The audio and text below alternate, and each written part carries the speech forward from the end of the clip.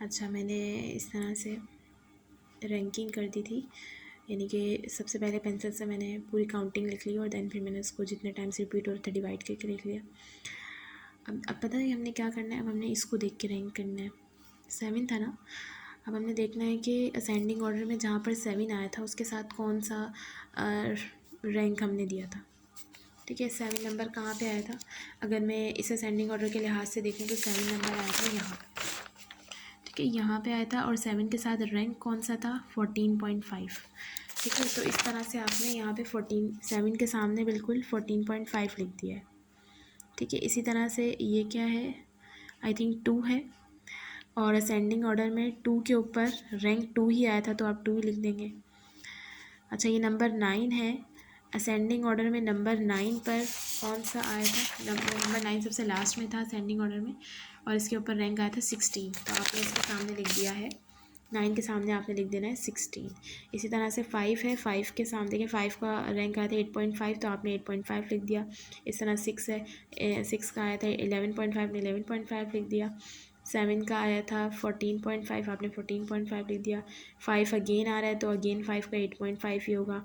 6 again है तो 6 ऊपर जैसे लिखा था 11.5, इसका भी 11.5 11.5। तो ये जो है ना रैंकिंग, इसको देख के आपने देखना है कि असेंडिंग ऑर्डर के बाद उसका रैंक क्या था, तो वो आपने सबके आगे यूँ करके लगा दिया।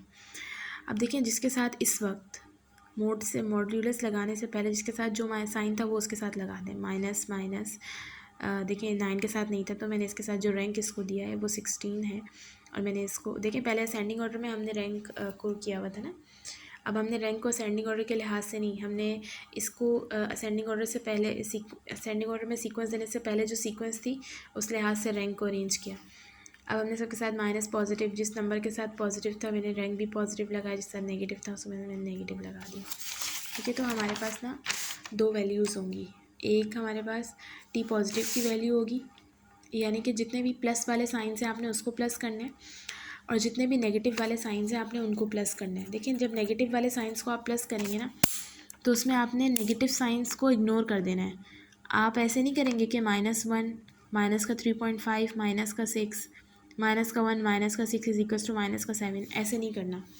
इसे आपने माइनस साइन इग्नोर करके प्लस ही करना है। 6 + 1 7, 7 + 3.5, इस तरह से 10.5, इस तरह से जितनी भी प्लस वाली वैल्यूज़ हैं यहाँ पर मौजूद उन सबको प्लस करेंगे, आपके पास 48.5 आंसर आएगा, और जब नेगेटिव वैल्यूज़ को प्लस करेंगे तो 87.6 आएगा। देखिए एक वैल्यू हमेशा छोटी आती है और एक वैल्यू हमेशा बड़ी आती है। ठीक है, ये काम आपने करना है। अब आप अगेन जाएंगे, ओवरऑल समरी बता दूँ। सबसे पहले आपने एक्स की वैल्यू निकाली, उसका आपने डिफरेंस निकाला, डिफरेंस निकालने के बाद आपने उसका मॉड्यूलस लगा के उसको पॉजिटिव किया, असेंडिंग ऑर्डर में अरेंज किया। असेंडिंग ऑर्डर में अरेंज करने के बाद लेकिन सबसे पहले पॉजिटिव उठाना इसलिए ज़रूरी होता है क्योंकि असेंडिंग ऑर्डर में अरेंज करना होता है ना, तो असेंडिंग ऑर्डर में अरेंज करते हुए हम किसी माइनस पॉजिटिव को देखेंगे तो ऐसे ही उतार देंगे। फिर हमने क्या किया, सबको पेंसिल से नंबरिंग कर दी और सबकी जो है इस तरह से कुछ वेरिएबल डिसकंटिन्यू है, कुछ कंटिन्यूस है, इस तरह से आ गए।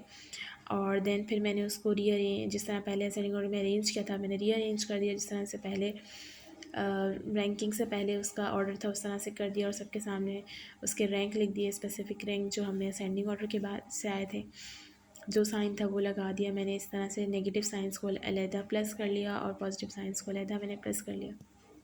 कि तो 2 वैल्यू आ गई मेरे पास। अब मैंने यहाँ पे जो अल्फ़ा का काम करके छोड़ा हुआ था, अब टेस्ट स्टेटिस्टिक है। टेस्ट स्टेटिस्टिक में क्या करेंगे हम, देखिए हम कहेंगे कि टेस्ट स्टेटिस्टिक टी पॉजिटिव भी हो सकता है, टी नेगेटिव भी हो सकता है। डिपेंड करता है कि हम कि कौन सी वैल्यू छोटी है। जो भी वैल्यू लेस होगी ना हमारे पास, जो भी लेस वाली वैल्यू होगी उससे हम अपना टेस्ट स्टेटिस्टिक बनाएंगे। जैसे कि यहाँ पे मैंने देखा कि टी पॉजिटिव की वैल्यू कम थी as compare to T negative, तो मैं टी पॉजिटिव को अपना टेस्ट स्टेटिस्टिक बनाऊंगी। ठीक है, इसी तरह डिस्ट्रीब्यूशन ऑफ टेस्ट स्टेटिस्टिक के डिस्ट्रीब्यूशन में मतलब क्रिटिकल वैल्यूज़ होती हैं, टेबुलेटेड वैल्यू होती हैं ये। तो इसमें मुझे n पता है कि कितना है, 16 n है। ठीक है, तो जब n 16 है तो हम विल्कॉक्सन का टेबल देखेंगे। ठीक है, ये होता है विल्कॉक्सन का टेबल। ठीक है, इसमें आप गए हैं और आप ये रहा विल्कॉक्सन साइन टेस्ट, इसमें 5% के लिए देखें n की वैल्यू 16, ये रहा 29।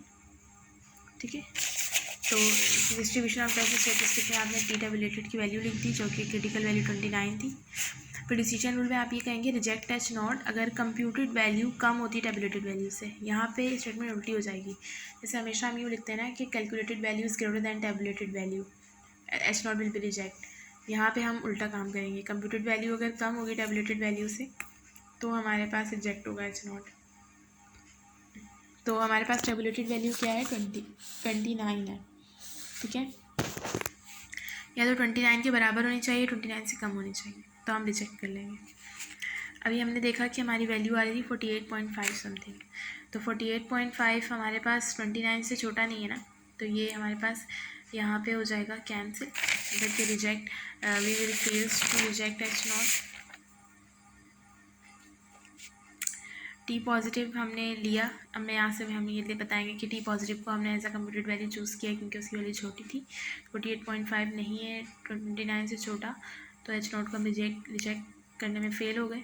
इट मीन्स कि हमारे पास जो एच नॉट था वो क्या था 70 से मतलब रिजेक्ट फेल हो गए। इट मीन्स कि हमने एच नॉट को एक्सेप्ट कर लिया, और एच नॉट क्या है कि हमारे पास जो मीन है वो 70 के इक्वल है या नहीं, या हाँ ये बताना था कि weight gain of less than 70। तो मैं ये भी लिख सकती हूँ कि इज़ नॉट लेस देन 70, कि हमारा जो अल्टरनेटिव हाइपोथेसिस है वो तो रिजेक्ट हो गया ना क्योंकि एच नॉट एक्सेप्ट हो गया। और ये भी लिख सकती हूँ कि मीन इज़ ग्रेटर देन 70। तो मैंने क्योंकि क्वेश्चन में ये पूछा हुआ था कि बताएं क्या लेस देन 70 है, तो लेस देन 70 वाली स्टेटमेंट तो फॉल्स हो गई, तो मैंने लिखा इज़ नॉट लेस देन 70, ठीक है। Mean weight is not less than 70। ये इस तरह से है सारा, ठीक है, आसान है। बस जस्ट यहाँ पे जो टेबल है वहाँ पे थोड़ी सी एहतियात की ज़रूरत है बस।